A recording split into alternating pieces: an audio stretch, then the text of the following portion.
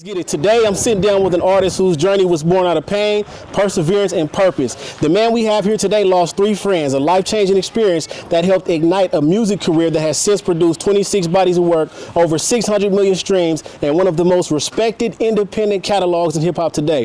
What's even more impressive is that he's done all this without a Billboard Hot 100 hit, without a mainstream record, and without following the traditional blueprint of the industry, how they say you succeed. Representing West Los Angeles, he's built a loyal fan base through consistency, authenticity, and unwavering belief in himself. Along the way, he's collaborated with artists like Larry June, La Russell, Sean Kingston, Blast, 03 Greedo, Wally the Sensei, and many, many more. He's sold out the Novo, he's sold out the Observatory, he's given over 500 features to fellow artists. He's created a signature series like Midnight and Therapy, and continues to prove longevity, ownership, and genuine connection can be just as powerful as a hit record. Most recently, he released his latest project, Colored by Emotion, and is preparing to release his upcoming 4-disc, 45-song project, At Peace with the World and At War with At Peace with the World and At War with Myself, featuring only 2 guest appearances. Y'all gotta clap it up, make some noise for Big Sad, man.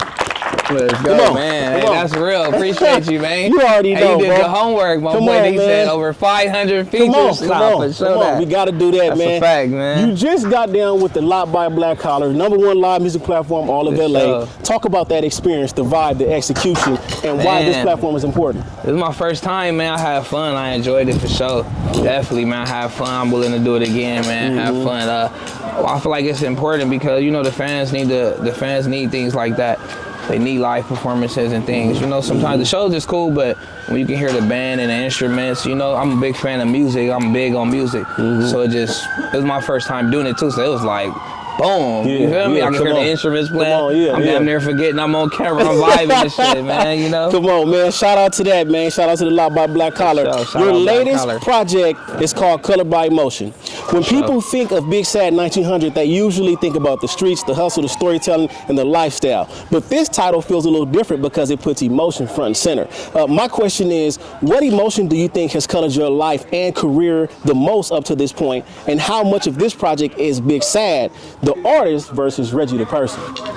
Man, that's a good question. I would say, man, like the emotion I came in with it's like being successful, but still dealing with like, you know, my people having like what I would call that everybody around me not successful though. You know, so them type of emotions, they're just the emotions of trying to deal with my new life, being the new dude that I am, you know.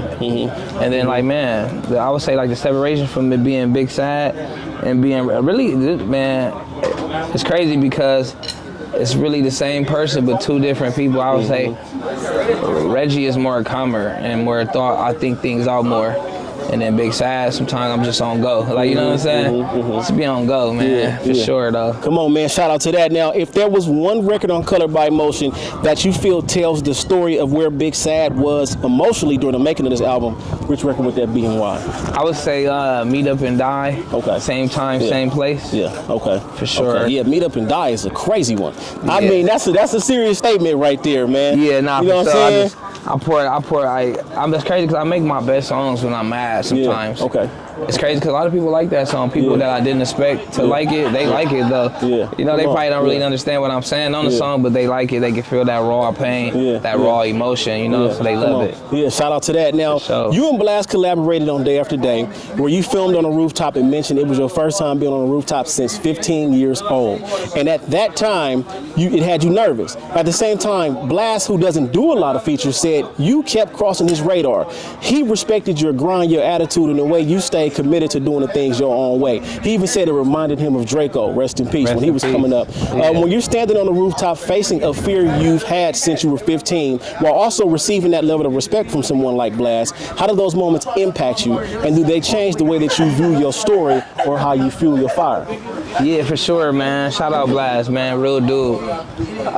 Basically, man, it's crazy that the roof. I was so nervous, bro, on the roof up there, but I was taking everything in, bro. I was just proud to be there and happy to be there, bro. It was like a good moment in my life. Like I worked hard. Cause I feel like a lot of rappers out here, they like my music, but sometimes they might be scared to reach out. You know what I'm saying? Because the politics we got going on. I just respected Blast as a man, that he can stand on what he believe in and what he enjoys. You know what I'm saying? And reached out and we did it. And it's a dope record, man, for sure. Man, shout out Blast. And Draco, you know what I'm saying? I've even seen you shout out rest in peace to Draco. Rest in peace, while you were on the lot. Talk about any inspiration he may have provided to you, and you know, when you look at his situation, how does that help the way that you move today?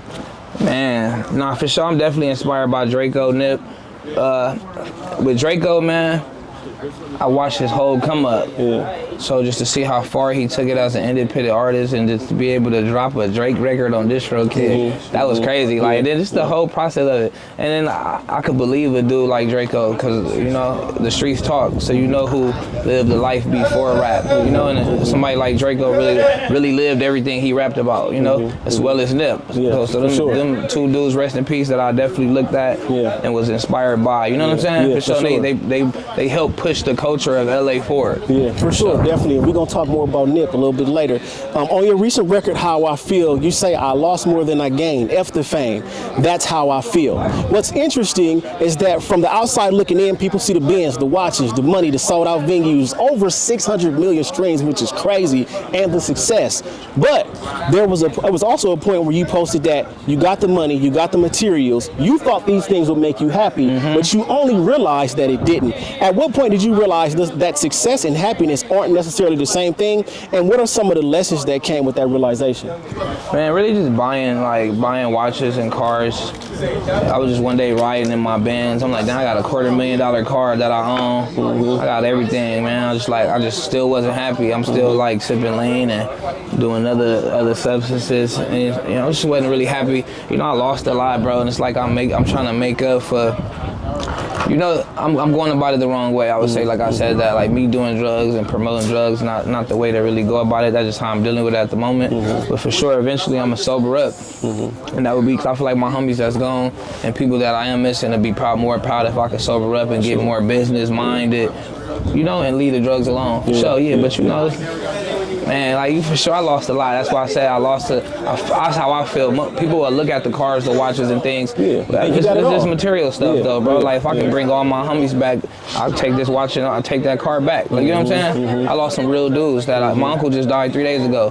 So I'm still, rest in peace to my Uncle Ricky. So I'm still losing things as we go. You know what I'm saying? Like I smile, I make it look good, but you know, at nighttime when I'm driving home and I'm in the studio, that's when all my emotion and my pain get to coming out. Because I still live a real life, even though I'm a rapper. You know what I'm saying? Come on, man. Then see, that's the thing. Sometimes people can't separate the rapper, the artist, from the person. You know what I'm saying? You still genuinely Reggie at the end of the day. Nah, that's sure. Come on now. Always gonna be yourself. Come on. Now, you said you don't always feel like you where you want to be yet, but then you have situations like Larry June. He calling you up, want you to come to the compound, want you to come to the house. Man. It all started with you doing a feature with his cousin, which eventually led Larry June to reaching out directly. What's even crazier is that No Love Connections was already done. This is something that you pretty much manifested. You feel what I'm saying?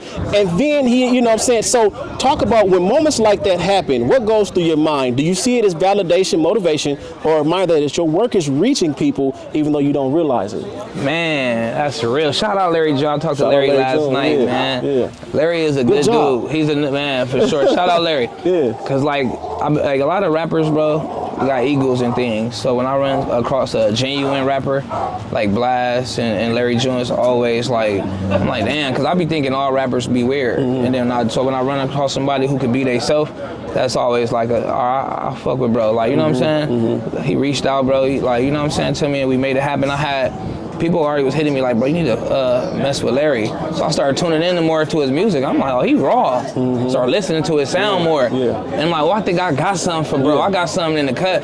You know, I'm like, you know what, I'm gonna go make something. I went and made a hit and I held it for bro. I didn't want to bug him. I sent it to him. I didn't want to bug him because I know he'd be busy. And I ended up doing a record with his cousin from Frisco. Shout out Phil G's.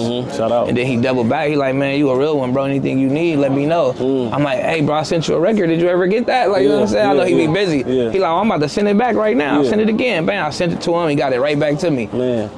Real dude, bro. Like, you know what I'm saying? Real, them type of dudes I feel like need to be more, he low key, he don't be tripping off but you know, them type of dudes is real. Like Nip, Larry June. It's like certain people, bro, they don't let rap change them. Like a 03 Greedo, a RJ. Them type of dudes didn't let this shit change them, bro, and I can always respect that. Like, you know, because like I always say, just having money don't make you a leader. And having money don't make you a boss. You know what I'm saying? It's a mentality you gotta have with this shit. You gotta have a certain type of character with these things. You know what I'm saying? Because it's a blessing to even have that.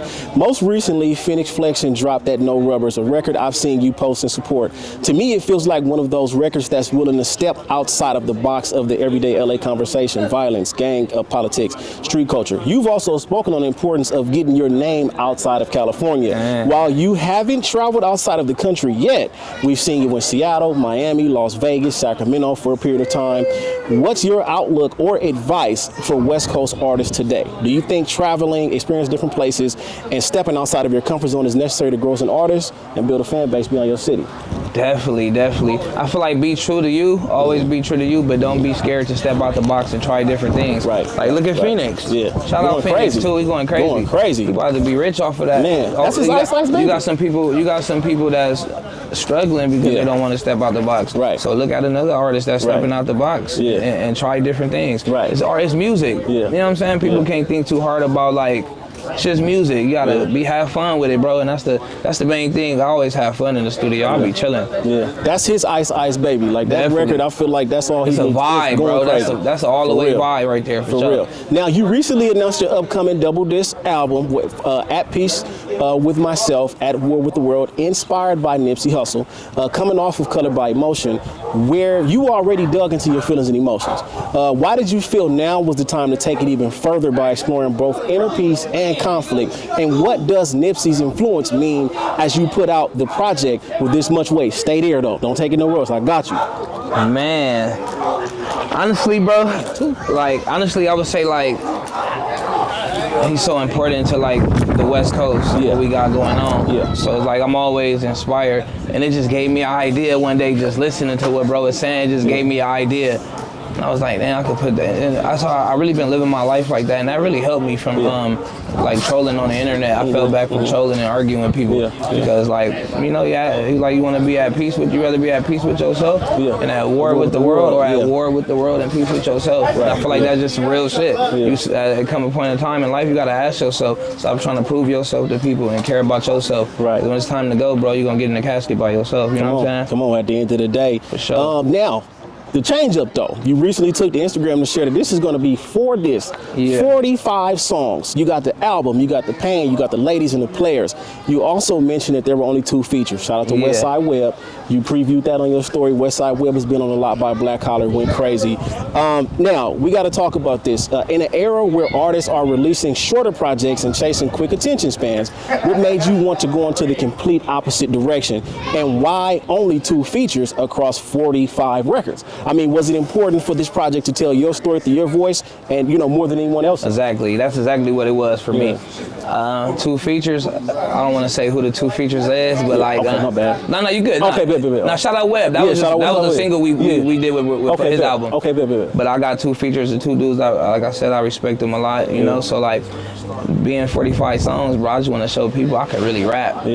Like, and then I read a comment, somebody said I fell off. But I'm laughing because they saying that because I try different things. So just because you might not like the normal big side, it's not wrong for me to go try different things. So I was like, you know what, I'm gonna do a 4-disc album where I can split it up in different ways. So if you don't like the album, me trying new things and different things, then go listen to the, you know, disc 4 or disc 3 where you might like the pain, or you might like something for the ladies. You know what I'm saying? Just things like that. Come on, shout out to that. Okay, we green. All right, bet. Now, you recently took everyone back to No Hooks. You know what I'm saying? Rest in peace to Steve-O. And you said you almost ripped No Hooks up. You know what I'm saying? Shout out to Steve-O who actually told you to, man, get this back. You know what I'm saying? Go to the studio. This was your first video, you know, 7 years ago. Why did you feel like now was the right time to remind your fans where you all started? Man, sometimes I be having to like look at it was like me more reminding my fans and reminding myself. Yeah. Cause I'll just be having to look back like, bro, I came a long way. Sometimes when you living in the moment, you don't realize how far you came. Like you said, I sold the Novo out, I sold the Observatory out, the Roxy. These are things I always wanted to do. You know, before I was a rapper.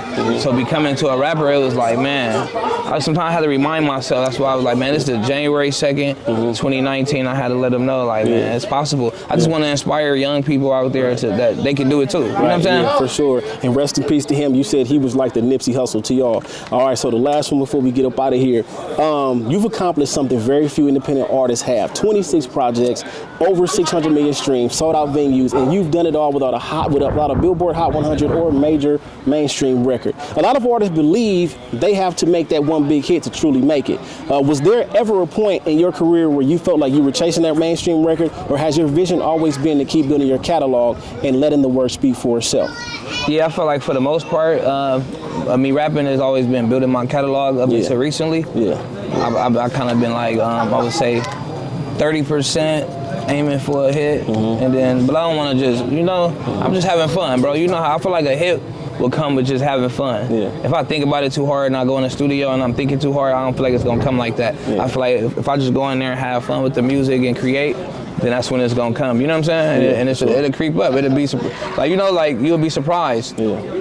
Some of the songs I be thinking that's gonna go, don't go, and the ones I think that is not gonna go, then be the ones that go. And that's back to why I'm dropping 45 songs. Yeah. So I'm gonna go record and put everything out. Yeah. You know what I'm saying? Shout out to that. Now, last but not least, who do you want to see on the lot by Black Collar next? Who I want to see? Yeah. Jay Ready. Okay. Y'all had Jay Ready Shout up out here Jay, yet? we ain't had him yet. Shout out Jay Ready. I want to see Jay Ready. Yeah. The up and coming young cats in the city. Yeah. For sure, Jay Ready. I want to see Jay Ready. My boy Tony C. Yeah. Keelio, Dre Day. You know, people in my camp. Yeah, for sure. Shout out to that, man. You've been a heavy supporter of the up and comers. All right, man. It's your boy, man. you know what I'm saying, Jay Brock. You know what I'm saying, at the lot where it's hot. My boy Big Sad. You already know what time Salute, it is, bro. man. Y'all stay tuned. West Side. Yeah. Yeah.